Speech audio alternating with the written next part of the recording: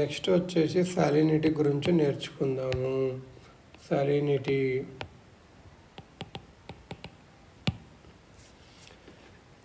ఇదేంటంటే సాల్ట్ ఎంత ఉంది సీ వాటర్లో చేస్తారు. Dissolved in amount of salt dissolved in 1 kg of water. Salt in 1 kg of water.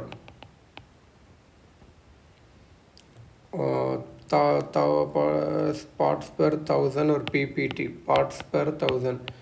Parts per thousand.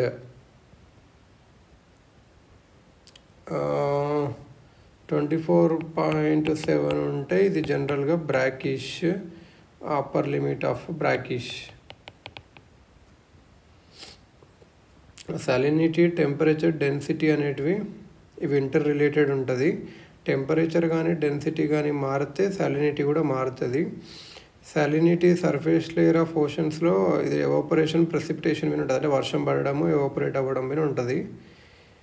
Coastal రీజియన్స్లో fresh water వస్తుంది. దాని reverse నుంచి పోలార్ రీజియన్స్లో ఐస్ ఫ్రీజ్ అవుతుంది, థాయింగ్ అంటే బ్రేక్ అవుతుంది. దానివల్ల కూడా ఇన్ఫ్లుయెన్స్ ఉంటుంది. విండ్ కరెంట్స్, ఓషన్ కరెంట్స్ కూడా సాలినిటీని మారుస్తుంది. ఎందుకంటే వాటర్ని అక్కడ ఇటు మారుస్తుంటుంది కాబట్టి. హారిజాంటల్గా సాలినిటీ ఎలా ఉంది అంటే 33 to 37 ఉంటుంది హారిజాంటల్గా.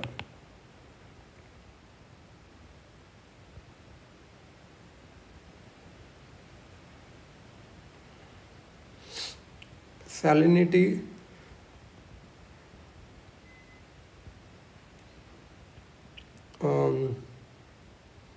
సాలినిటీ ఏం డిటర్మైన్ చేస్తుందంటే కంప్రెసిబిలిటీ ఎంత, thermal expansion, temperature, density, absorption, fish ఉందా లేదా, సీలో ఏమేమి ఉండాలో అలా చూస్తుంది అన్నట్టు. ఎక్కువ క్లోరిన్ ఉంటుంది, తర్వాత సోడియం ఉంటుంది, సల్ఫేట్, మ్యాగ్నీషియం. ఇవి ఎక్కువ మినరల్స్ ఏవేవి ఉంటాయి అంటే chlorine, sodium, sulphate, sodium chloride, magnesium chloride. Sodium chloride అంటే ఉప్పు ఎక్కువ ఉంటుంది, మ్యాగ్నీషియం క్లోరైడ్ అది. ఇది హారిజాంటల్ డిస్ట్రిబ్యూషన్ చూస్తాం కదా. ల్యాండ్ లాక్డ్ ఉందనుకో, రెడ్ సీలో ల్యాండ్ లాక్డ్, రెడ్ సీలో 41 ఉంది, మెడిటరేనియన్ సీలో ఇంకా 31 కన్నా ఎక్కువ ఉంది. ఎవాపరేషన్ ఎక్కువ ఉంటే సాలినిటీ ఎక్కువ ఉంటుంది. High salinity in vast oceans coincide with high pressure cells.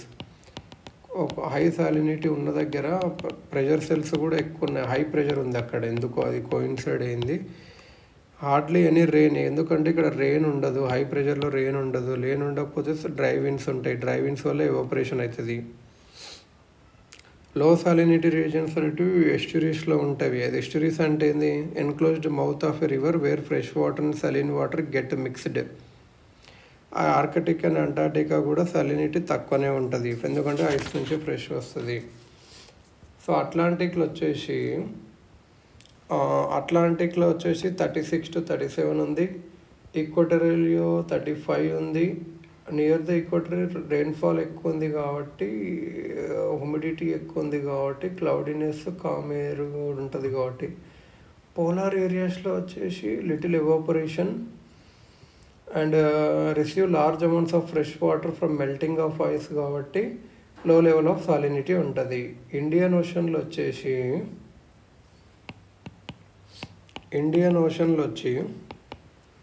35 ఉంటుంది యావరేజ్గా. లో ఎందుకు ఉంది, బే ఆఫ్ బెంగాల్లో లో ఉంది, ఎందుకంటే గంగా రివర్ ఇంకా అన్ని వాటర్ కలుపుతుంది. అరేబియన్ సీలో ఎక్కువ ఉంది, ఎందుకంటే బే ఆఫ్ బెంగాల్లో లో సాలినిటీ, అరేబియన్ సీలో ఎక్కువ ఉంది. ఎందుకు అంటే ఫ్రెష్ వాటర్ మిక్స్ లేదు, ఎవాపరేషన్ ఎక్కువ. ఇంకో నార్త్ సీ, మార్జినల్ సీస్ అంటే ఏంటంటే నార్త్ సీ అని ఒకటి ఉంటుంది, అది హయ్యర్ లాటిట్యూడ్స్లో ఉంటుంది. అది హయ్యర్ సాలినిటీ ఉంటుంది. ఎందుకు అంటే నార్త్ అట్లాంటిక్ డ్రిఫ్ట్ అనేది సలైన్ వాటర్ తెస్తుంది. మార్జినల్ సీస్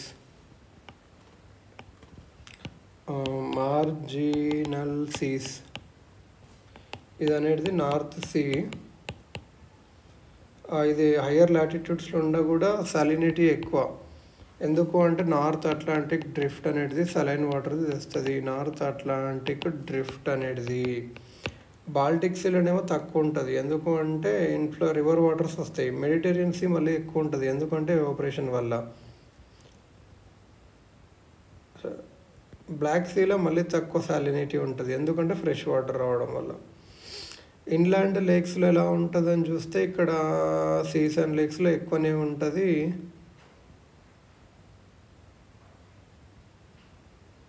ఎందుకంటే రివర్స్ వచ్చేసి inland seas and lakes salt వస్తూ ఉంటుంది, ఎందుకంటే వాటర్ ఎవరిపడి సాల్ట్ అని కింద ఉంటుంది.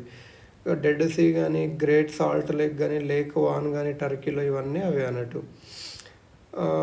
Cold and warm water mixing దగ్గర అక్కడ కొంచెం తగ్గుతుంది. వర్టికల్గా వచ్చేసి డెప్త్ పెరిగే కొద్దీ సాలినిటీ మారుతుంటుంది. కాకపోతే ఇది మళ్ళీ లాటిట్యూడ్ బట్టి ఉంటుంది అన్నట్టు. కోల్డ్ వామ్ దాన్ని బట్టి కూడా డిఫరెంట్ అవుతుంది. హై లాటిట్యూడ్స్లో సాలినిటీ అనేది తగ్గుతుంది డెప్త్తో. మిడ్ లాటిట్యూడ్స్లో కొంచెం పెరిగి మళ్ళీ తగ్గుతుంది. ఈక్వెటర్ దగ్గర ఏంటంటే వర్షం పడుతుంది కాబట్టి సబ్ సర్ఫేస్లో కొంచెం తక్కువ ఉంటుంది అన్నట్టు. సో జనరల్గా salinity generally increases with depth, and there is a distinct zone called salinity పెరుగుతుంది, కాల్డ్ హాలోక్లైన్ అని అంటాము, థర్మోక్లైన్ లాగా. Higher salinity sea water general sinks below the lower salinity water. This is due to stratification of water. ఒకటి ఉంటుంది Atlantic meridional overturning circulation అని, AMOC.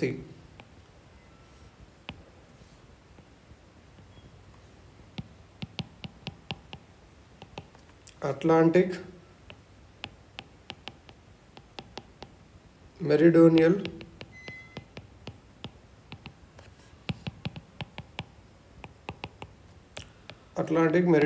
Over turning circulation. ఇదేంటంటే northward flow of warm salt water in the upper layer of అట్లాంటిక్లో warm salty water అనేవి నార్త్వర్డ్గా పోతాయి. Southward flow of colder and deeper waters. Warm ఏమో northward, cold ఏమో southward. That are part of thermohaline circulation ఉంటుంది. ఇది water ఏంటంటే north word పోవడం వల్ల కూల్ అవుతుంది, ఎవాపరేషన్ పెరుగుతుంది. ఎవాపరేషన్ వల్ల సాల్ట్ కంటెంట్ పెరుగుతుంది. Low temperature and high salt content raise the density of water. Low temp ఇంకా హై సాల్ట్ ఇక్కడ ఉండడం వల్ల డెన్సిటీ పెరుగుతుంది. సో సింక్ అయ్యి the cold dense water deep below slowly spreads southward వస్తుంది. మళ్ళీ సర్ఫేస్కి వచ్చేసి మళ్ళీ వార్మ్ అయ్యి ఇట్లా తిరుగుతూ ఉంటుంది. దీన్నే Atlantic meridional overturning circulation అంటారు. ఇది ఎందుకంటే హీట్ని, ఎనర్జీని డిస్ట్రిబ్యూట్ చేస్తుంది ఎర్త్కి మొత్తం. Western Europe climate less harsh even in winters. ఈ AMOC వల్లనే వెస్ట్రన్ కొద్దిగా మంచి టెంపరేచర్ కొంచెం తక్కువ హార్ష్గా లేదన్నట్టు వింటర్లో కూడా. కార్బన్ సింక్ కూడా యాక్ట్ చేస్తుంది ఇది. కార్బన్ సిక్వెస్ట్రేషన్ అనేది చాలా ఇంపార్టెంట్ ఈ రోజుల్లో. ఇది వీకెనింగ్ అయిపోయింది, తగ్గిపోయింది. AMOC అనేది Atlantic meridional overturning circulation. ఎందుకు అంటే అట్మాస్ఫియర్ వామ్ అవుతుంది, సర్ఫేస్ ఓషన్ అనేది అది హీట్ని పెట్టుకుంటుంది. అలానే ఫ్రెష్ వాటర్ వచ్చేసి వీక్ చేస్తుంది. ఫ్రెష్ వాటర్ వస్తున్నాయి, ఎక్కడి నుంచి వస్తున్నాయి? గ్రీన్లాండ్ ఐస్ షీట్స్ మెల్ట్ అవుతున్నాయి కదా, ఆర్కిటిక్ రీజియన్ మెల్ట్ అవుతుంది.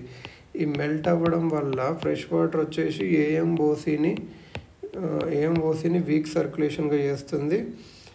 ఫస్ట్ ఎందుకంటే అంత డెన్స్ లేదు, ఇప్పుడు సింక్ అవ్వదు. అప్పుడు దీనివల్ల ఏమవుతుంది అంటే మెరైన్ ప్రొడక్టివిటీ తగ్గిపోతుంది. నార్త్ అట్లాంటిక్లో కోల్డర్ వెదర్ ఉంటుంది, నార్థన్ యూరోప్లో సమ్మర్ రెయిన్ఫాల్ తక్కువ ఉంటుంది.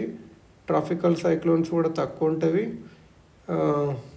ఇది అన్నట్టు Atlantic meridional overturning circulation.